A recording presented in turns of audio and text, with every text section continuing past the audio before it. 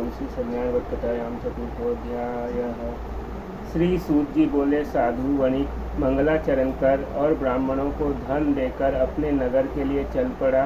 साधु के कुछ दूर जाने पर भगवान सत्यनारायण उसकी सत्यता की परीक्षा के विषय में जिज्ञासा हुई तो उन्होंने परीक्षा लेने के लिए कहा, साधु तुम्हारे नाव में क्या भरा है? तब धन के मद में चूर दोनों महाजनों ने अवहेलना पूर्वक हंसते हुए कहा, दंडी तुम क्यों पूछ रहे हो? क्या कुछ द्रव्य लेने की इच्छा है? हमारी नाव में तो लता पत्ते आदि भरे हैं। ऐसी निष्ठुर वाणी सुनकर वह तुम्हारी बात सच हो जाए, ऐसा कहकर दंडी सन्यासी का रूप धारण किए भगवान कुछ दूर जाकर समुद्र के समीप बैठ गए। दंडी के चले जाने पर नित्य क्रिया करने के पश्चात उतराई हुई जल में ऊपर की ओर उठी हुई नौका को देखकर साधु वणिक अत्यंत आश्चर्य में पड़ गया और नाव में लता और पत्ते आदि को देखकर मूर्छित होकर पृथ्वी पर गिर पड़ा। सचेत होने पर वणिक पुत्र चिंतित हो गया। तब उसके दामाद ने कुछ इस प्रकार कहा, आप शोक क्यों करते हैं? दंडी ने शाप दिया है।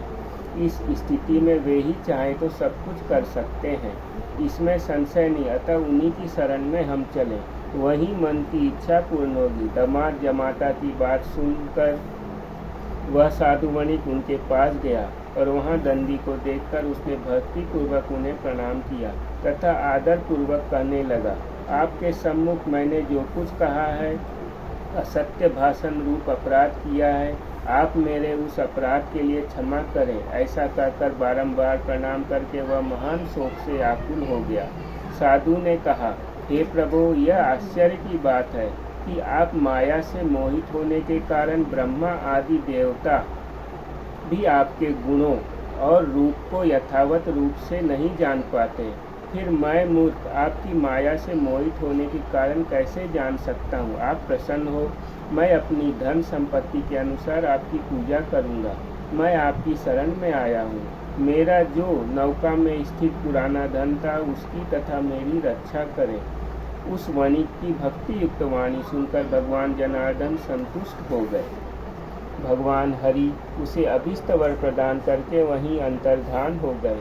उसके बाद वह साधु अपनी नौका में चढ़ा और उसे धन दान से परिपूर्ण देखकर भगवान सत्यदेव की कृपा से हमारा मनोरथ सफल हो गया है, ऐसा कहकर स्वजनों के साथ उसने भगवान की विधिवत पूजा की। भगवान श्री सत्यनारायण की कृपा से वह आनंद से परिपूर्ण हो गया और नाव को प्रयत्न पूर्वक संभाल कर अपने देश के लिए प्रस्थान किया। साधु वणिक ने अपने दामाद से कहा, वह देखो मेरी रत्नपुरी नगरी दिखाई दे रही है। इसके बाद उसने अपने धन के रक्षक दूत को अपने आगमन का समाचार देने के लिए अपनी नगरी में भेजा। तत्पश्चात उस दूत ने नगर में जाकर साधु की भार्या को देखकर हाथ जोड़कर प्रणाम किया तथा उसके लिए अभीष्ट बात कही। सेठ जी अपने दामाद तथा बंधु वर्गों के साथ बहुत सारे धन धान्य से संपन्न होकर नगर के निकट पधार गए हैं। दूत के मुख से यह बात सुनकर वह महान आनंद से विह्वल हो गई और उस साध्वी ने श्री सत्यनारायण की पूजा करके अपनी पुत्री से कहा, मैं साधु दर्शन के लिए जा रही हूँ, तुम शीघ्र आओ। माता का ऐसा वचन सुनकर व्रत को समाप्त करके प्रसाद का परित्याग कर वह कलावती भी अपने पति का दर्शन करने के लिए चल पड़ी। इससे भगवान श्री सत्यनारायण रुष्ट हो गए और उन्होंने उसके पति को तथा नौका को धन के साथ हरण करके जल में डुबो दिया। इसके बाद कलावती कन्या अपने पति को न देख महान शोक से रुदन करती हुई पृथ्वी पर गिर पड़ी। नाव का आदर्शन तथा कन्या को अत्यंत दुखी देख भयभीत मन से साधु वणिक ने सोचा, यह क्या आश्चर्य हो गया। नाव का संचालन करने वाले भी सभी चिंतित हो गए। तदंतर वह लीलावती भी कन्या को देखकर विह्वल हो गई तथा अत्यंत दुख से विलाप करती हुई अपने पति से इस प्रकार बोली, अभी अभी नौका के साथ वह दामाद कैसे अलक्षित हो गया। न जाने किस देवता की उपेक्षा से यह नौका हरण कर ली गई है, अथवा श्री सत्यनारायण महात्म्य कौन जान सकता है। ऐसा कहकर वह स्वजनों के साथ विलाप करने लगी और कलावती कन्या को गोद में लेकर रोने लगी। कलावती कन्या भी अपने पति के नष्ट हो जाने पर दुखी हो गई और पति की पादुका लेकर उनका अनुगमन करने के लिए अपने मन में निश्चय कर लिए। कन्या के इस प्रकार के आचरण को देख भार्या सहित वह धर्म के साधु वणिक अत्यंत शोक संतप्त हो गया और सोचने लगा, या तो भगवान सत्यनारायण ने यह दामाद के साथ धन धान्य से भरी इस नौका का अपहरण किया है, अथवा हम सभी भगवान सत्यदेव की माया से मोहित हो गए हैं। अपनी धन शक्ति के अनुसार मैं भगवान सत्यनारायण की पूजा करूंगा। सभी को बुलाकर इस प्रकार कहकर उसने अपने मन की इच्छा प्रकट की और बारंबार भगवान सत्यदेव को दंडवत प्रणाम किया।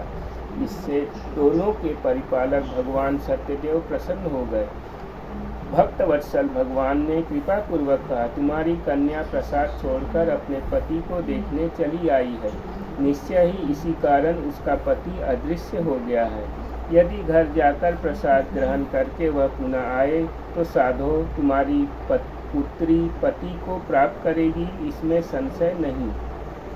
कन्या कलावती भी आकाश मंडल से ऐसी वाणी सुनकर शीघ्र ही घर गई और उसने प्रसाद ग्रहण किया।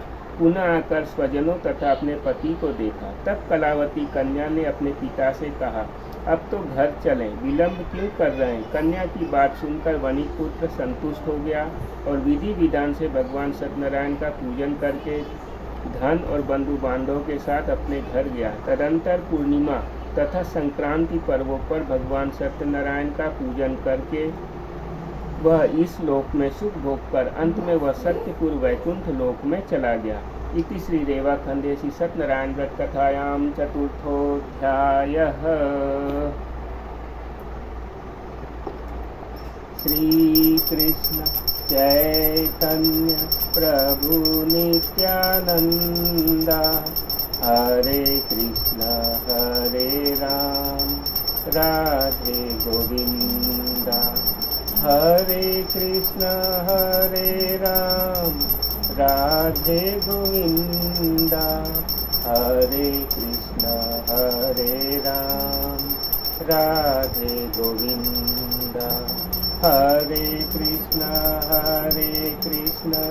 कृष्ण कृष्ण हरे हरे हरे राम राम राम हरे हरे हरे राम राम राम हरे हरे।